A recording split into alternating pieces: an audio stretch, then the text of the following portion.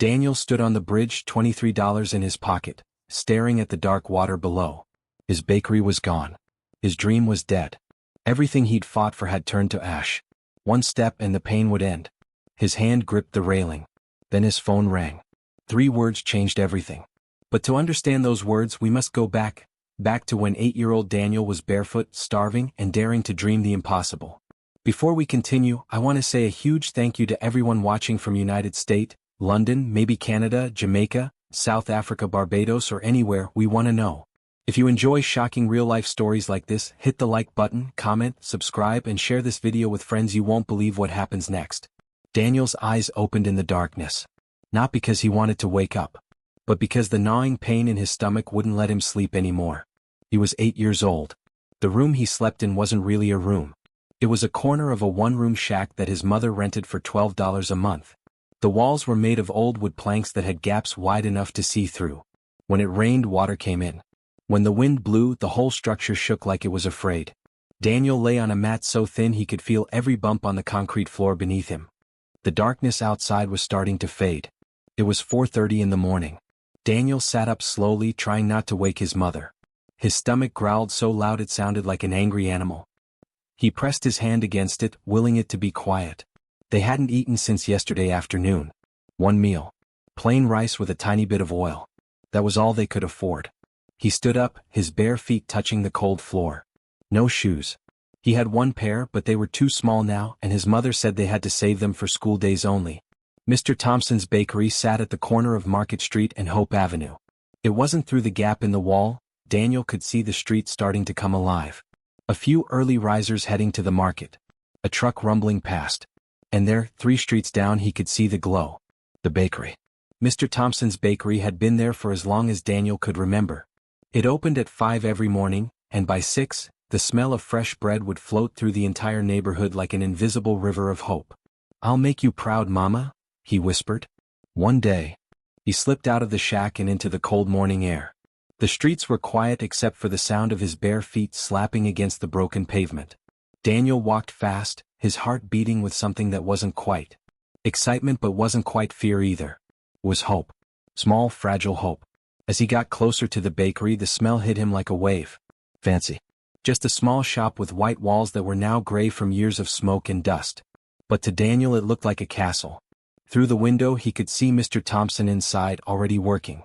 The big oven glowed orange in the back. On the counter, trays of dough were rising, growing bigger and bigger like magic. Daniel had watched this process 100 times from outside, his face pressed against the glass. He pushed open the door. A small bell rang. Mr. Thompson looked up. He was a big man with arms like tree trunks and a face that always looked serious. "You're the boy," he said. It wasn't a question. "Yes, sir. I'm Daniel. My mother spoke to you yesterday about—" "I know what your mother said." Mr. Thompson pointed to the back of the shop. "Flour bags need moving from the storage room to here. 20 bags. After that, sweep the floor. After that, we'll see." The flour bags were heavy. Each one weighed almost as much as Daniel himself. He wrapped his thin arms around the first bag and pulled. It barely moved. He tried again, grunting with effort. His muscles burned.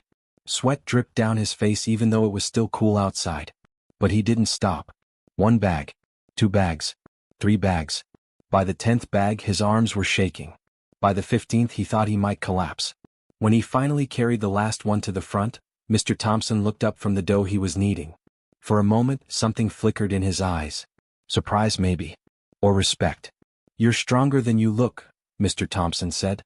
Daniel's chest swelled with pride. "Now sweep," Mr. Thompson said, pointing to a broom in the corner. Daniel swept every inch of that floor like his life depended on it. He swept under the counters, behind the oven, in the corners where dust had probably lived for years. Mr. Thompson inspected his work, walking around slowly, his heavy boots making the floorboards creak. Finally he nodded. "You'll do." He went to the back and returned with a small paper bag. Inside were 5 pieces of bread. They were the ends of loaves, the parts most people didn't want. Some were a little burnt. Some were hard. To Daniel they looked like gold. "Come back tomorrow. Same time," Mr. Thompson said.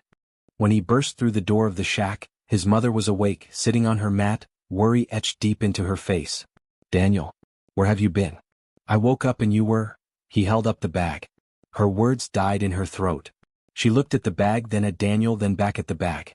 Slowly, tears filled her eyes. "You did it," she whispered. "You really did it." They ate together that morning.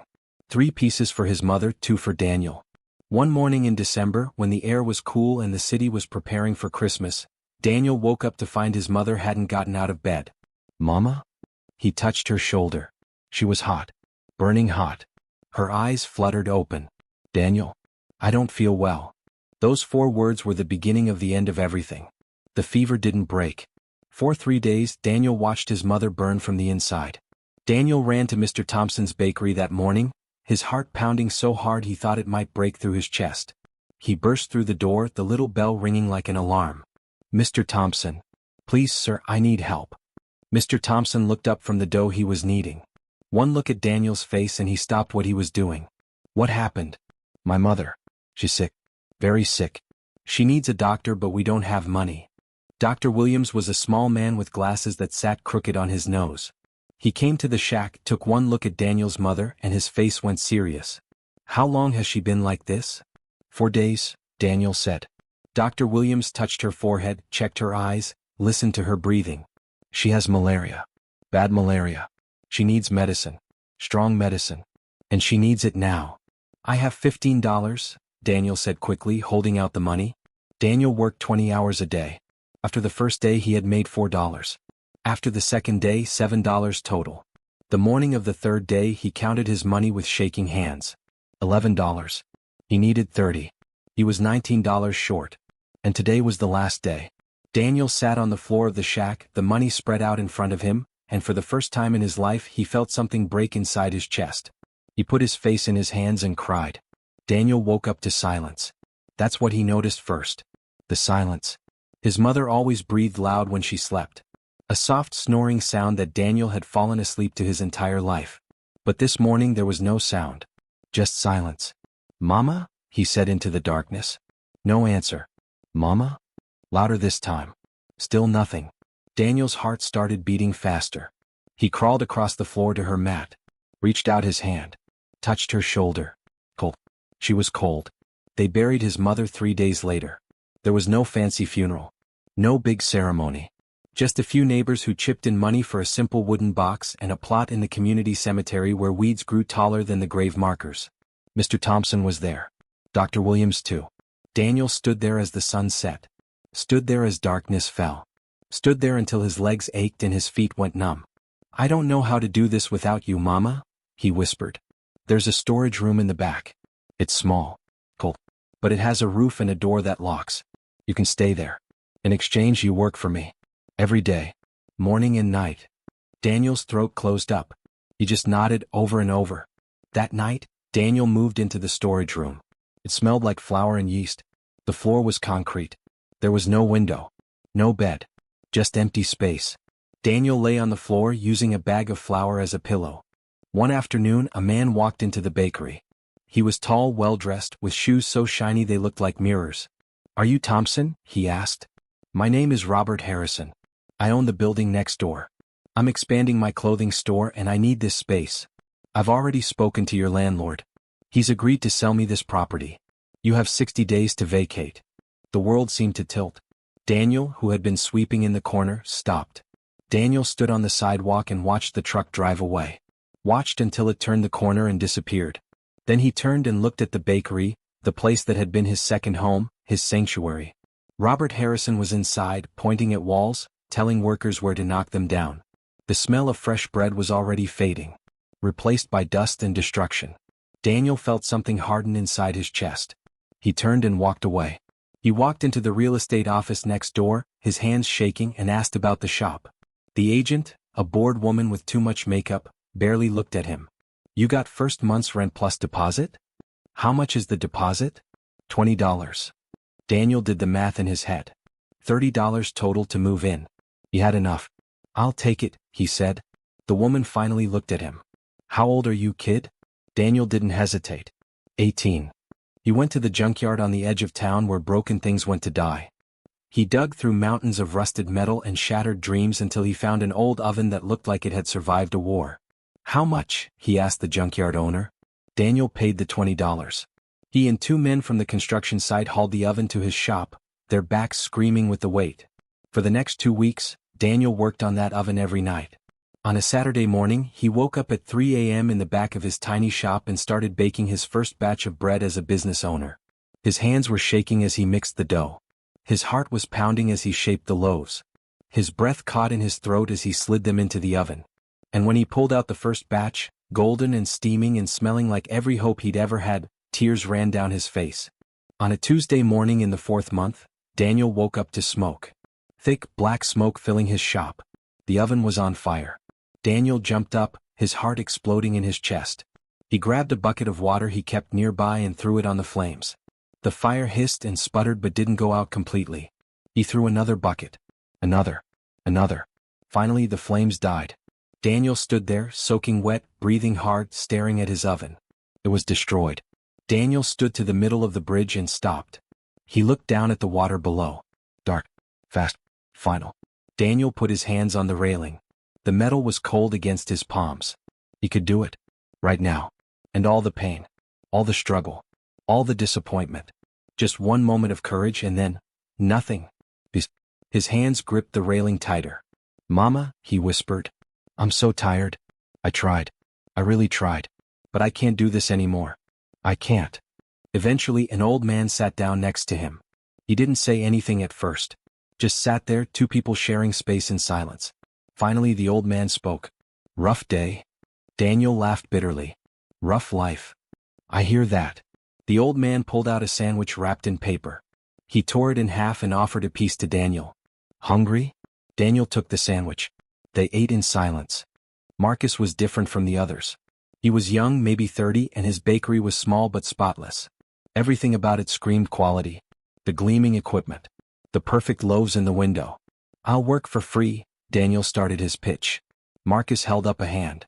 "I heard you've been going around town with this offer." "I'm going to say yes. But not for free. I'll pay you $3 a day. In exchange you work 12 hours. You learn by watching and doing." Daniel took out his wallet. Pulled out every dollar he had saved. Placed it on the table. "It's not much. Almost 2,000. But it's yours. For your mother." Marcus stared at the money. Then at Daniel. Then back at the money. "Daniel, I can't take this. This is your oven money. This is your dream. Dreams can wait. Mothers can't. I learned that the hard way. Take it. Save your mom. Keep the bakery. I'll save up again." By the time Daniel was 35, his bakeries were in every major city in the country. He was written about in business magazines. Featured on television. Held up as an example of how to build a business with integrity. People called him the bread king. But Daniel still lived simply. Still worked with his hands. Still remembered where he came from. Every year on his mother's birthday, he went to her grave with fresh bread. "I have an announcement," Daniel said. "We're starting a new program. Every bakery location will give free bread to any child who comes in and says they're hungry. No questions asked. No proof required. If a kid says they're hungry, we feed them." The room was silent. Finally, Patricia nodded. "Okay, we'll make it work." "There's more," Daniel said. "I want to start a scholarship program. For kids from poor families who want to learn baking." "Welcome," Daniel said. "Some of you are here because you're hungry. Some because you're homeless. Some because life has beaten you down so many times you don't know if you can get up again. I'm going to teach you how to make bread. But more importantly, I'm going to teach you how to make a life. How to turn nothing into something." He held up a piece of bread. "This is more than food. This is hope. This is possibility." He broke the bread and handed pieces to the students in front. "You are the ingredients. Life is the heat. Time and persistence are the process. And I promise you, if you don't quit, you will rise. Just like this bread. You will rise." The students were crying. So was Daniel. "Now," he said, his voice strong despite the tears. "Let's get to work. We have bread to make. Lives to change. Promises to keep." They followed him into the building. And as Daniel stood at the front of the classroom, teaching these young people the same lessons Mr. Thompson had taught him all those years ago, he felt his mother's presence. Felt her pride. Felt her love.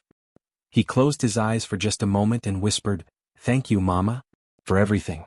For the struggle that made me strong. For the pain that gave me purpose. For the promise that kept me going." When he opened his eyes, he saw it. In the faces of these students. The same fire he'd had. the same determination, the same hope. And he knew. This was what it was all about. Not the empire, not the wealth, not the awards. This turning pain into purpose, ashes into bread, darkness into light. I hope you enjoyed watching it as much as I enjoyed creating it. Like, share, subscribe, and comment on the lessons learned. Let me know where you're watching from in the comments below. See you in the next video.